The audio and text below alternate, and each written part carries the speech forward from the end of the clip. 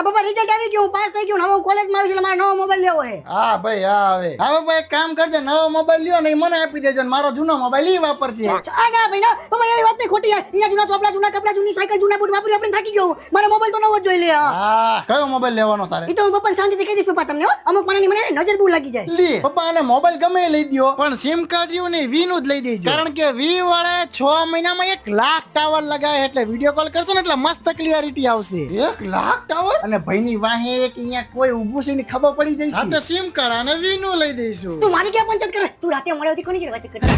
એ મસ્તી મસ્તી તરજી મોબાઈલ લેવો હોય લઈ જઈને, તમને શીખવું હોય તો મારી પાસે આવજે. હવે તું શું મને શીખવાડતું તું? તારે શીખવું હોય તો મારી પાસે આવજે. પપ્પા જાણે મોટો હોશિયાર હોય એમ મને કે તારા કરતા મારે વધારે ટકા આવી. ધરતી ઉપર બોસ્તીમાં. પપ્પા આને હમણાંથી મેથી પાક ખાતો નથી ને એટલે ફારો થાય. તારે ખાવો લાગે ગુંદર પાક.